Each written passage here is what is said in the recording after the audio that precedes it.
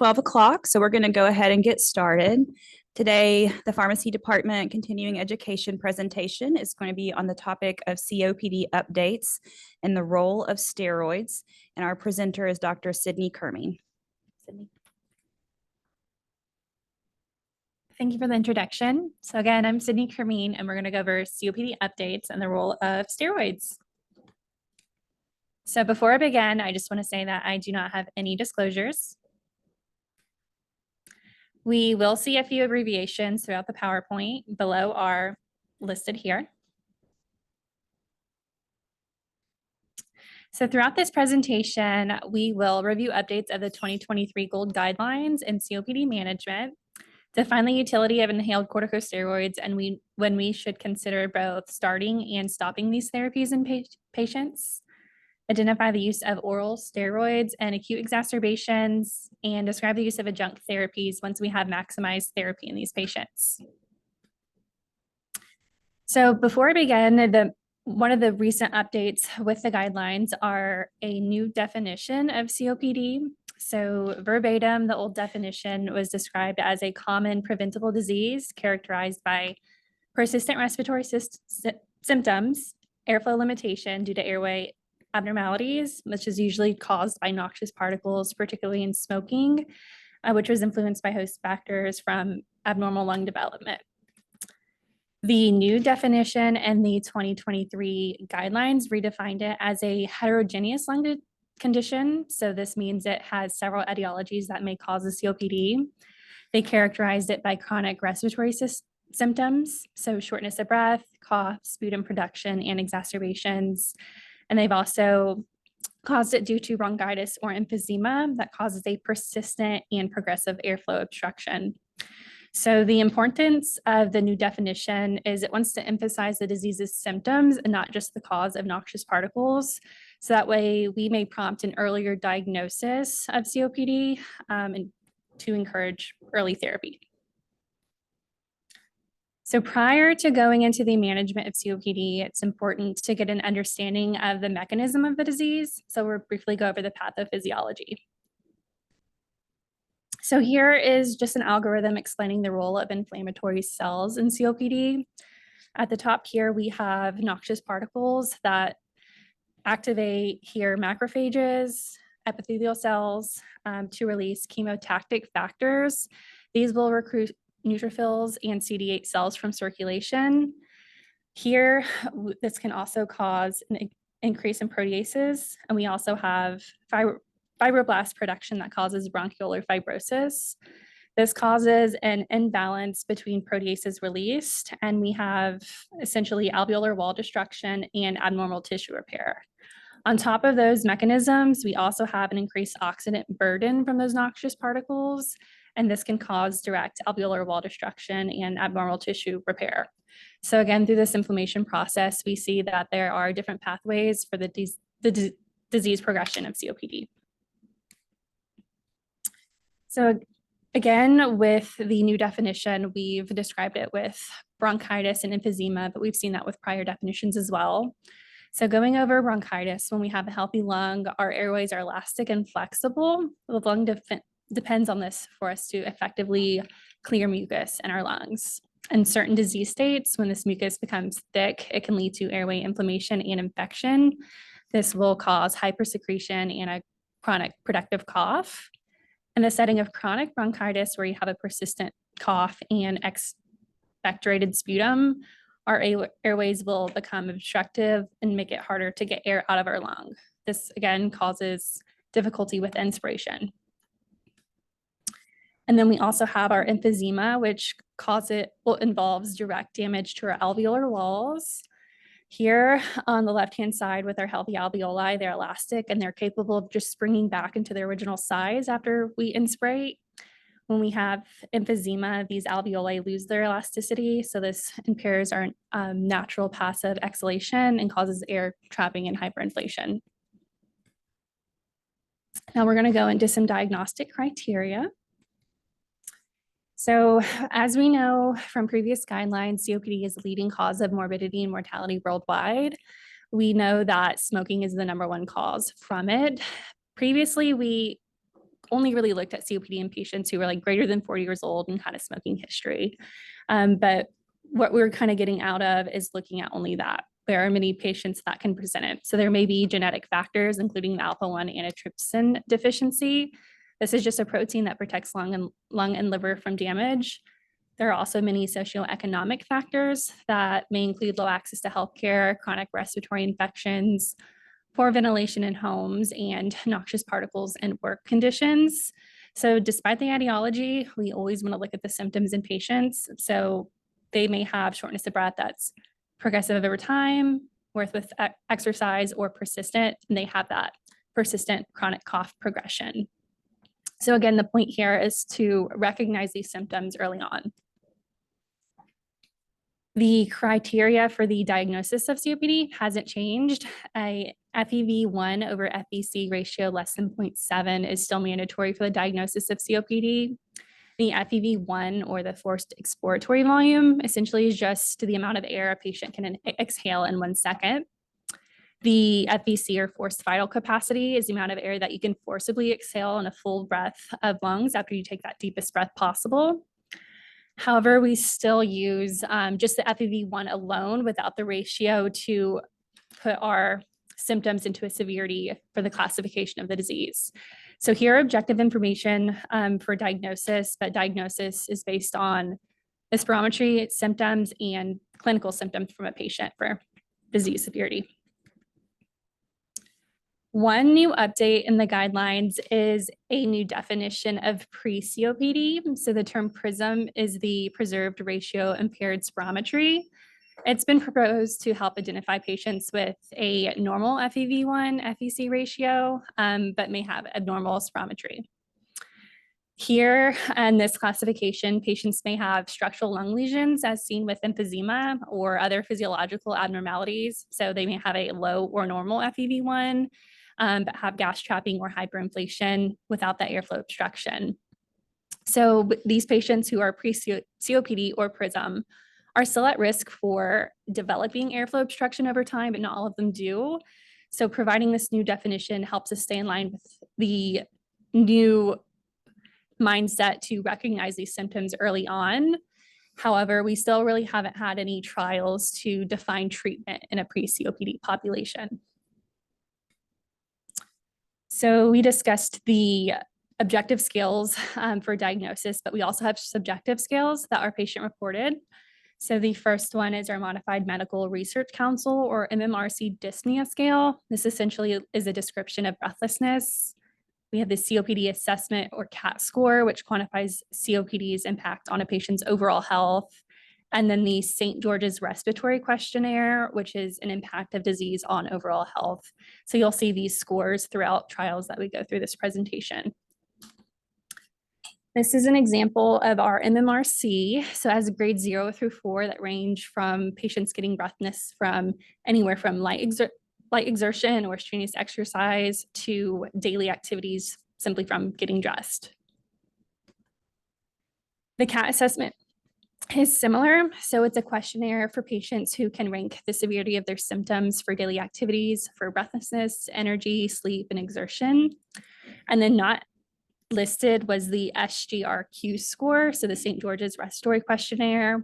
This was a questionnaire that's ranks 0 through 100 from different questions, so it's pretty extensive and long, but it does have similar questions.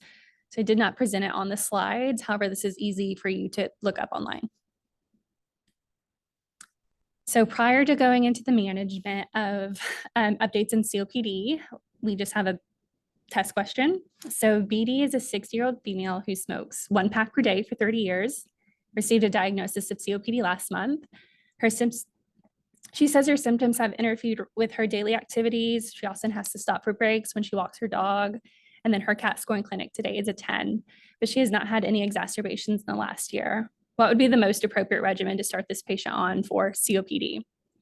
First, we have tiotropium, which is a LAMA, formoterol, a LABA, tiotropium, allodaterol, which is a LABA-LAMA combo, budesonide, which is an ICS, or an ICS with a LABA.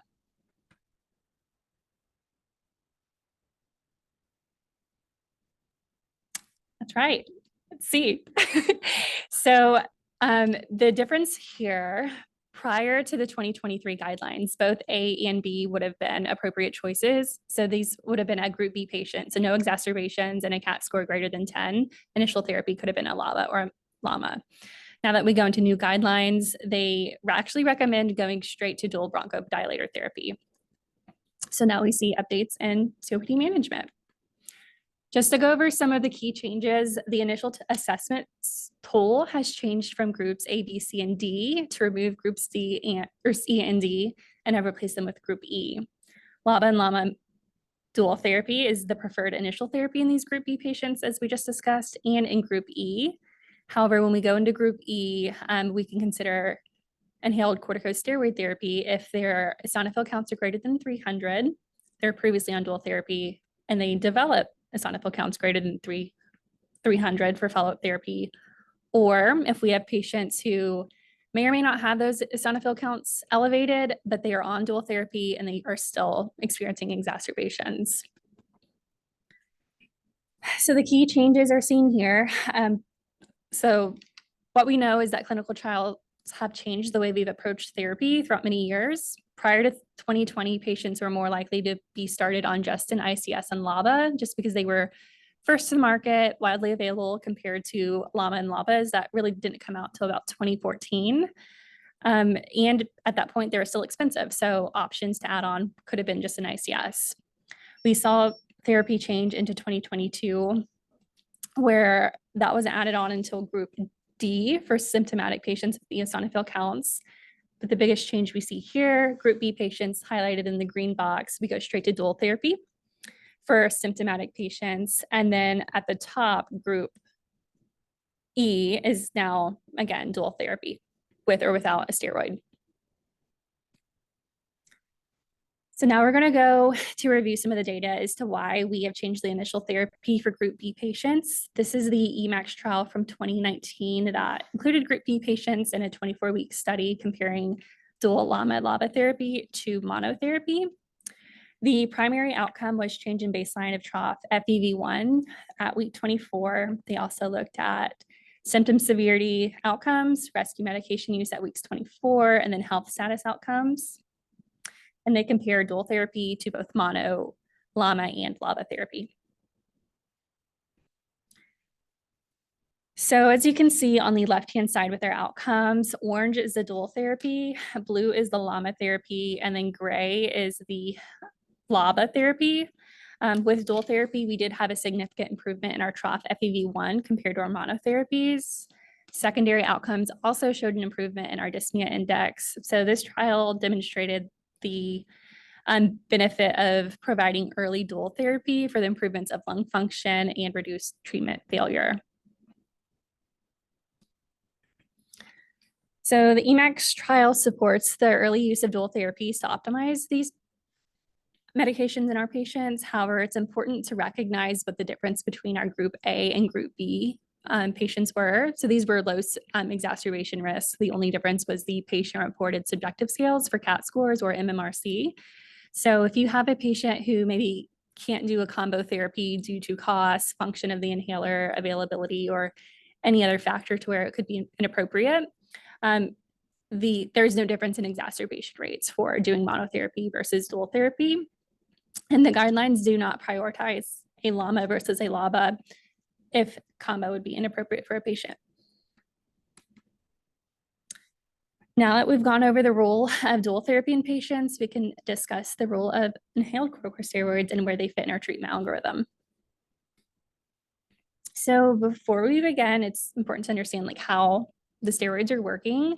They inhibit the inflammatory response, as we discussed in that algorithm. They can block late phase reactants to allergens, reduce hyperresponsiveness, and have potent anti-inflammatory properties. They have been shown to reduce symptoms, increase lung function, quality of life, and reduce exacerbations. We did have the previous recommendations in 2022 for LABA ICS, but trials have really failed to show benefit for this combination. But we do have recent clinical trials that demonstrate how a fixed-dose triple therapy can reduce exacerbations and reduce decreases in lung function compared to dual therapy. So the first trial we'll go over is the IMPACT trial, which is from the New England Journal of Medicine from 2018. It looked at triple therapy versus dual therapy with an ICS and a LABA, or dual therapy with a LABA and a LAMA. They looked at rates of moderate to severe exacerbations during treatment, and also trough FEV1 scores, and then our SGRQ scores. Looking at our outcomes on the left-hand side here, we see that the rate of moderate to severe exacerbations was significantly lower with combination triple therapy than with both dual therapies. This annual rate of exacerbations was lower regardless of eosinophil counts, but the authors did report that there were greater reductions in patients who had eosinophil counts greater than 150. Then on the second graph here on the right-hand side, the triple therapy is indicated by the blue line. The combo dual steroid therapy is the orange, and then the LABA/LAMA is the green line. But we do see that there is a longer time to exacerbations in triple therapy as demonstrated by both monotherapies.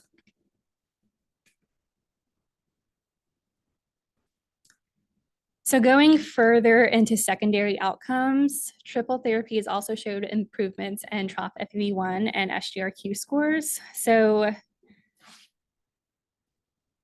with this benefit, we had reductions in both our time to exacerbation, our patient-reported subjective scores with SGRQ scores, and our baseline lung function. Next is the Tribute trial, which came out in 2018. It looked at triple therapy versus just a LABA and LAMA monotherapy alone. Again, they looked at rate of exacerbations at 1 year and mean change in FEV1, and again, SGRQ scores. Demonstrated on the left-hand side by the blue bar is triple therapy. And when we see here, looking at rate of exacerbations at 52 weeks, that therapy resulted in a 15% reduction in moderate to severe exacerbations compared to dual therapy. But of note, in this study, when they looked at the triple therapy patients, they observed that there was a greater reduction of moderate to severe exacerbations in patients with higher eosinophil counts. I say this now, but this study was not powered to compare groups in this study. So it could just be an observation for us to look at for how higher eosinophil counts can impact our therapy choice. That was the primary outcome, but there are also no significant differences in the individual outcomes for the SGRQ scores and the FEV1 in this trial.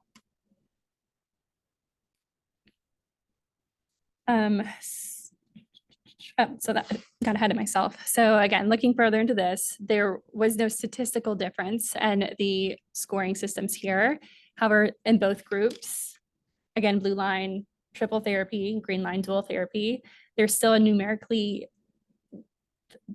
improved benefits to both scoring systems. So whether that's not a statistical significance, it can still show some clinical significance in applying this therapy in these patients.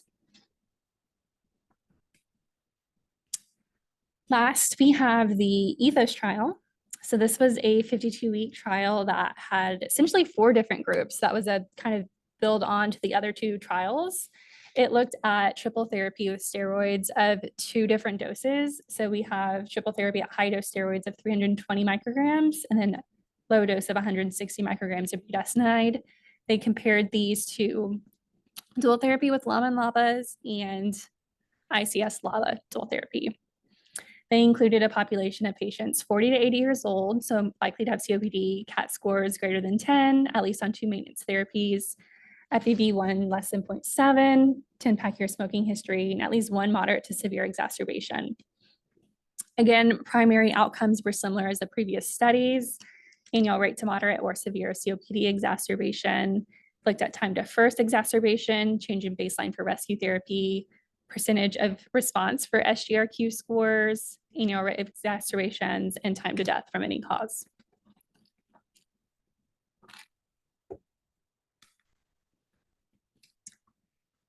So looking at the outcomes for the ETHOS trial, for high-dose steroid triple therapy at the top, here, when comparing the triple therapy to LABA and LAMA, there was a 24 relative reduction in annual exacerbations.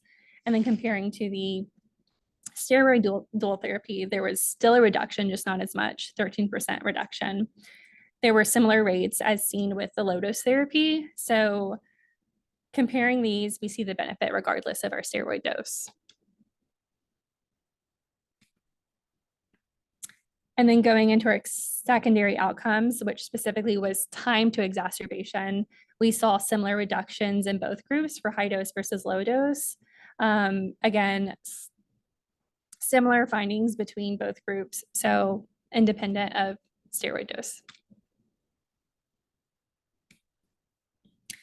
So just as a quick overview of the 3 trials for triple therapy, the ETHOS trial showed that triple therapy independent of dose resulted in a lower rate of exacerbations. The IMPACT trial showed the same thing, but did have some decreased SGRQ scores in all outcomes.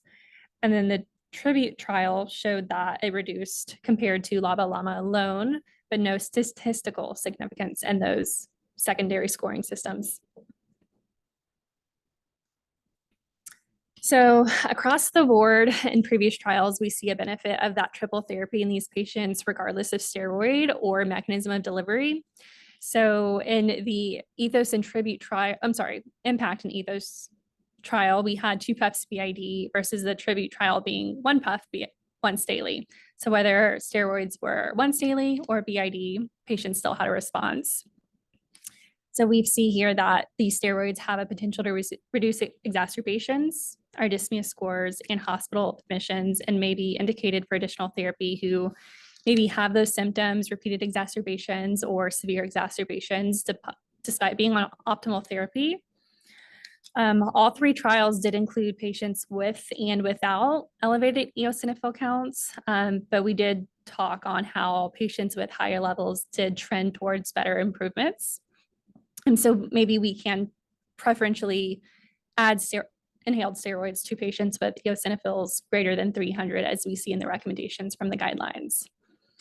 Inhaled steroids may also be warranted in patients who have concomitant asthma. So we already know this is a baseline in therapy. So if you have a patient with COPD who also has asthma, would be another indicator to add on an inhaled steroid. So our next knowledge question, NG is a 42-year-old male with a past medical history of asthma, 10-year smoking history, who presents with complaints of persistent shortness of breath. Upon assessment for COPD, he is found to have a post-bronchodilator FEV1 over FVC of 0.5. He reports not taking any medications at home other than a rescue inhaler. What would be the most appropriate regimen to start? A, we have in LABA. We have triple therapy, dual therapy with a steroid and a LABA, ICS alone, or LAMA alone.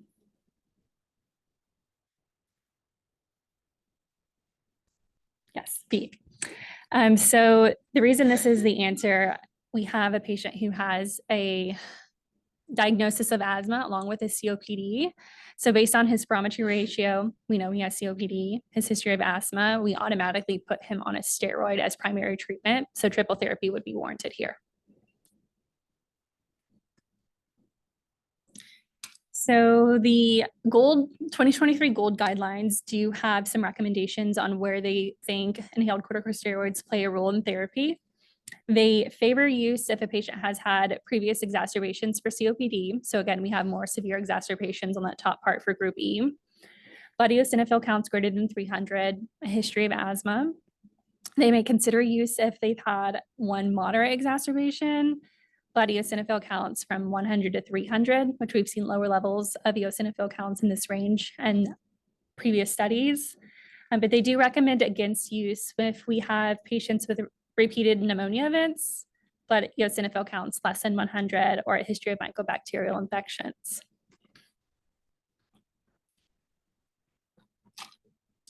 So we've discussed the benefit of inhaled steroids in COPD, but one of our objectives of we've discussed is that it's important to consider when it may be necessary to stop therapy.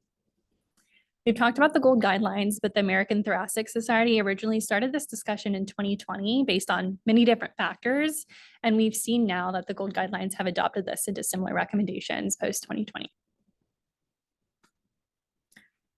It's important to understand how inhaled corticosteroids provide benefit. So comparing the pathophysiology of COPD and asthma.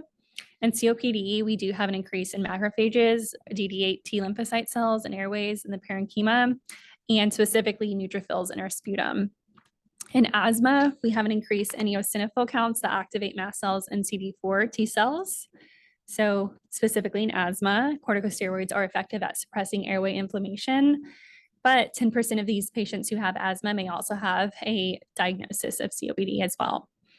So this is how inhaled steroids have inhibitory effects with asthma because they work on the eosinophil counts, but they're generally pretty resistant to the neutrophil counts that we see in COPD. But this is the basis to kind of justify how we can guide eosinophil count for our therapy direction in COPD. So there are complications with chronic steroid use. We do have some pharmacokinetic factors. So if you have a patient who comes in on an ICS, they may have pneumonia or persistent exacerbations. We can consider that the risk versus benefit is not a benefit, and we can consider de-escalating. So going through this algorithm, when we have an inhaled steroid, about 90%, 60 to 90% of that medication goes through the GI tract, goes through liver through our first pass metabolism, and most of it is eliminated. However, there is just a little bit that goes through systemic circulation. However, if you look at the other end, there is 10 to 40% that can go through our lungs through that pathway and go into systemic circulation. So even though the majority of our drug is being eliminated, there is a portion of that drug that goes into systemic circulation, causing those systemic side effects. So common ones we all know with steroids, changes in your voice, bruising, thrush, headache, hyperglycemia. And when we have that chronic suppression, we do see adrenal suppression, diminished bone density, and cataracts. But typically what we're most focused on in these patients are respiratory tract infections, specifically with pneumonia, but we also may have bacterial colonization, tuberculosis, or other mycobacterial infections. So these charts go back to our impact and tribute trial. They look at different inhaler combinations on exacerbations and pneumonia. So on the left-hand side here, when we're looking at the impact trial on the left, we do see that there is a higher incidence of pneumonia in our inhaled corticosteroid groups compared to our LABA/LAMA group, so an 8% versus 5%. However, this here is a smaller slope, but in the tribute trial, there was a difference in increased pneumonia with our steroid use, but there wasn't a statistical significance in this. Not listed here was the ethos trial. In that trial, they did have a similar rate of pneumonia across all groups. However, in the steroid treatment groups, it did trend more to more cases of pneumonia in those patients. So overall, there is a risk of increased pneumonia in these patients treated with steroids. However, it can occur particularly in patients of older age, lower BMI, severe airflow limitation, or lower blood eosinophil counts. So now that we've established the side effects, especially in cases of pneumonia, these may warrant withdrawal of steroids, but we still should consider when those steroids become systemic and can have consequences of pulling them off. So withdrawal of treatment may lead to new exacerbations of COPD, and we may need to taper therapy if it's indicated to stop in these patients. Which brings us to the WISDOM trial, which is from the New England Journal of Medicine in 2014. So these patients were compared of a steroid taper over a duration of 52 weeks. So they were either continued on triple inhaler therapy, or they had a taper every 6 weeks of different doses over a course of 18 weeks. The primary endpoint was time to first or moderate severe COPD exacerbations, time to first exacerbation, number of exacerbations, and change in baseline lung function.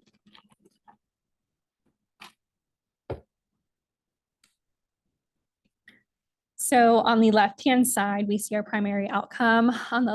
It shows that there was a risk of moderate or severe exacerbations, similar in both groups. So patients who were tapered off did not have more exacerbations. Then on the right-hand side, it shows that taper therapy did not change the rate over the 52 weeks. So it was a sensitivity analysis here, but we're focused on the left-hand side. Then going into our secondary exacerbation or secondary outcome. So on the chart on the right here, we see, so this is to understand there's a lot going on, but it's chunks of the 18-week taper over each 6 weeks. But we see that there was a significant decline in our adjusted mean change in FEV1, so more change in baseline lung function once we've gotten those steroids off of our patients, which is expected, so they're losing a portion of their treatment. However, severe exacerbations alone, there was no significant difference in the number of severe exacerbations. So again, we're achieving our outcome of removing that therapy may change a small decrease in lung function, but are not increasing exacerbations. This data was also replicated by another study in 2018 called the Sunset trial. It was a shorter duration of 26 weeks, but again, it led to a small decline in lung function, but had no difference in exacerbation rates. And then we did find, as we discussed in other studies, patients who did exacerbate did have a higher eosinophil count of greater than 300. So this, again, just suggests that these patients may benefit from therapy. Now to our next question. AT is a 64-year-old male with a past medical history of tuberculosis and COPD who presents with shortness of breath, fever, cough, and purulent sputum, and is found to have pneumonia and is admitted for treatment. Home medications include triple therapy. Upon discharge, what is the most appropriate change for his COPD regimen? Continue current therapy as it is, de-escalate to a LABA/LAMA combo inhaler tapered every 4 weeks, de-escalate to a LAMA ICS, de-escalate to a LABA/LAMA immediately at discharge, or de-escalate to a LABA/LAMA combo tapering every 6 weeks. So as we just saw, the practice for tapering therapy is a gradual reduction every 6 weeks over an 18-week therapy. This patient does have a history of recurrent respiratory infections, which was a factor for against use for the guideline updates. And so this patient is also consistently experiencing symptoms and exacerbations despite being on combo therapy. So there's multi-factors as to why ICS may not be optimal therapy in this patient. So stepwise withdrawal should be considered in patients with lower blood eosinophil counts with or without that history of frequent exacerbations, if they've not had any recent exacerbations or if those levels are trending down. We also have to think about patients with continual exacerbations despite the ICS use. So if it's not helping and we're doing more harm than good, we might as well take this therapy back off on a patient to reduce their risk of developing other infections. But we can also monitor if a patient is on an ICS for inappropriate indications. So prior to 2020, those guidelines, when we had ICS therapy added on to LABA therapy, just because those were an ease of use of combo inhalers. We did have LAMA and LABA inhalers, but they were newer, more expensive, and not as easily accessible. So we may come across to where we see patients who are on steroids, but it's not the most appropriate indication. Next, we're going to go into oral steroids and how they fall into treatment with acute exacerbations. So the first trial, which I'm sure we've all seen, it's a little older, from 2013, is the REDUCE trial. They looked at patients who were treated with 40 milligrams of prednisone for either 5 or 14 days. The primary outcome was time to the next exacerbation within 3 months, and then 6 months. And then a population included a 20-pack year smoking history and acute exacerbation of COPD. So the author's conclusion is that the 5-day treatment with 40 milligrams of prednisone was non-inferior to the 14-day treatment. We also have the cortico-COP trial. This was another intervention to looking at a shorter duration of steroid treatment, but they used eosinophils to guide their therapy. So with these patients on day one, both groups were provided 80 milligrams, so a higher dose of IV steroids once. Then days 2 through 5, patients either received a consistent daily dose of oral prednisone, or they received prednisone only when their eosinophil counts were greater than 300. The primary outcome was number of days alive out of the hospital within 14 days, and then secondary outcomes looked at treatment failure, death at 30 days, and duration of treatment. So again, the author-specific conclusions here was that using eosinophils to guide therapy was not inferior to standard therapy of care and reduced exposure from 5 days to lower of 2 to 3. Now, those trials have suggested benefit for shorter duration, but there are many limitations with both of them. Specifically with the reduced trial, 15% of these patients, only 15% were intubated. So we do have a classification of critically ill patients that this could not be applied to.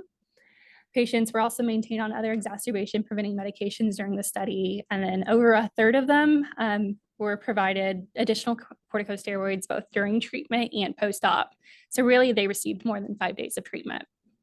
And then with the cortico-COP trial, again, these patients were able and did receive additional steroids between that initial study period of 5 days and through follow-up at the 90-day period. So even though they did have a shorter duration of treatment, they received additional steroids. They also had higher rates of readmission past that 14-day mark. So at 30 days, they were higher readmission than the placebo group.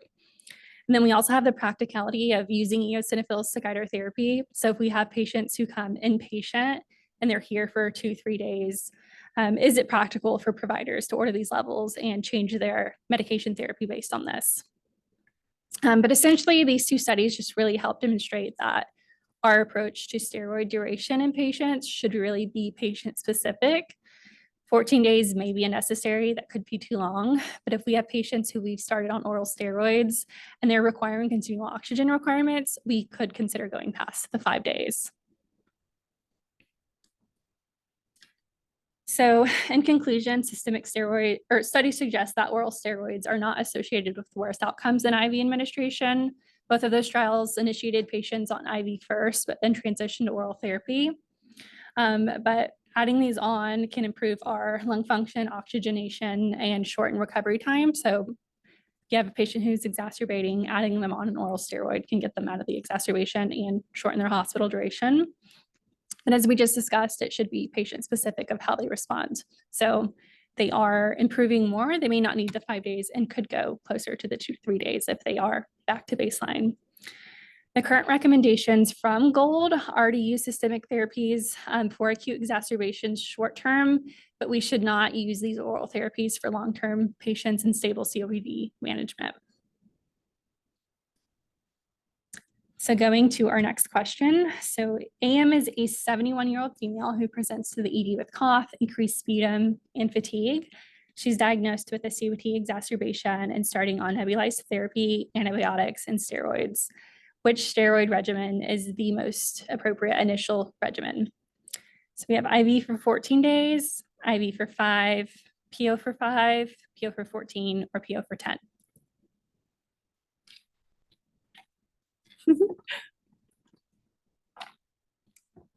Yes. So again, as we saw this trials, there was no immediate difference in 5 versus 14 days. But as we just discussed, it's patient specific.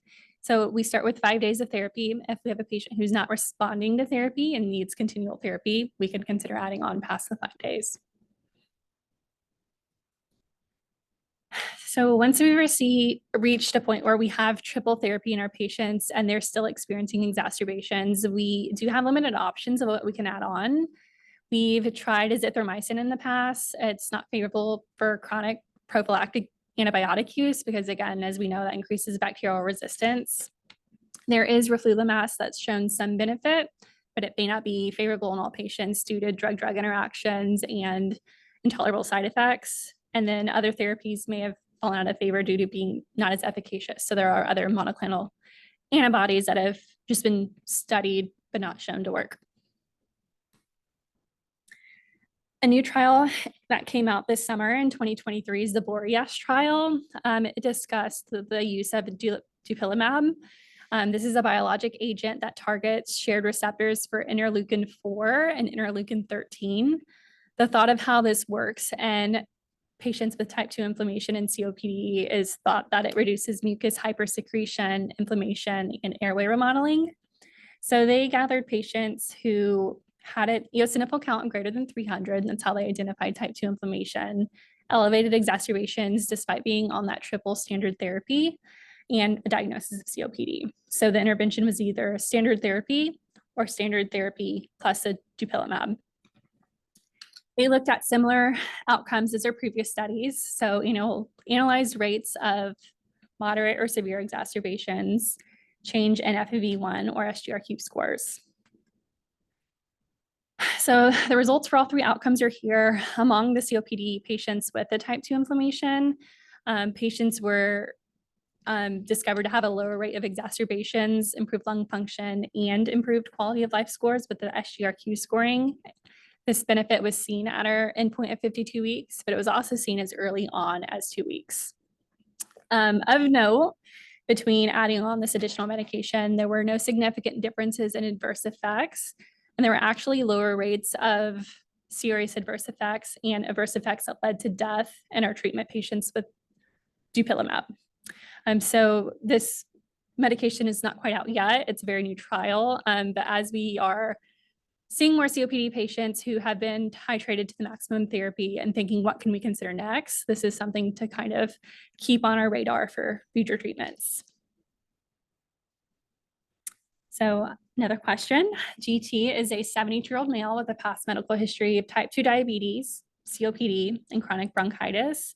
His outpatient medications include Levemir, triple inhaler therapy, and he presents with a chief complaint of continued exacerbations. Upon checking labs, he's found to have a blood eosinophil count greater than 320. Which medications would be appropriate to start this patient on? C is correct, but technically so is A. So going through each option, we know roflumilast has shown to reduce reduction of moderate to severe exacerbations, but this can be patient specific. We do have the drug-drug interactions or some intolerable side effects that patients may not favor it for. Dupilumab, as we just discussed, does show benefit in exacerbations without adverse effects. So would be a consideration to add on. With azithromycin on B can be considered. Again, there are studies that show benefit for time to first exacerbation, but chronic antibiotic use is not ideal. And then with D, mucolytics are no longer recommended just because with the data that we have, there is no identified patient group for its use. So an overview of the role of steroids. We have dual long-acting bronchodilator therapy recommended for patients with high exacerbation risk, regardless of their symptoms. So MMRC and CAT scores, or patients with more severe symptoms with lower exacerbation risks. Triple therapy may be added on to patients to reduce exacerbations, improvement in dyspnea scores, so the SGRQ scores, and hospital admissions. However, when we have patients on chronic therapy, we may want to de-escalate for recurrent airway infections, therapy failure, or patients with reduced eosinophil counts with chronic use. And again, chronic use, we taper the therapy off to prevent the rebound exacerbations. And dupilumab is a new therapy that may reduce exacerbations for new treatment in other patients. So my references. Any questions? Yes.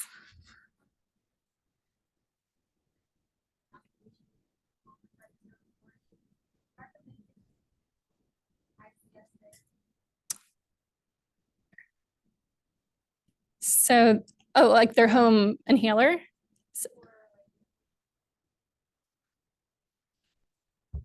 Oh, he's asking you to, oh, sorry. So her question was that patients who come into the ICU with severe exacerbations, would you recommend restarting their home ICS therapy? I do think that they would still need to add on an oral steroid for the exacerbation or IV.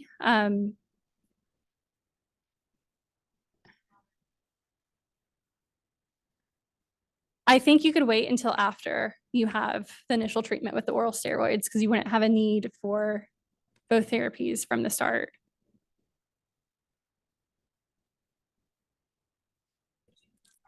Studies that mentioned both in the setting of an exacerbation. I didn't see any specifically, but I imagine this could be used in real life. I'm curious, so we had a shortage of methylprednisolone, Mhm. in the last several months. And in doing some just evaluating like what kinds of doses we're using in the hospital, I noticed that patients who come through the emergency room maybe with an unclear initial diagnosis, that often sometimes critically ill patients will get higher doses, but there was no like pattern as to like what higher dose was most common. Did you come across any studies after that reduced trial that evaluated different dosing for patients who required like ICU stay? So I did see a trial that looked at like low dose oral steroids versus high dose IV steroids, and there was no impact and worsening of symptoms. And so like having the steroid on board for the acute exacerbation is benefit to rather higher doses if that's not an option if we have medications on back order. So I think even adding it on at a lower dose can have benefit to our patients.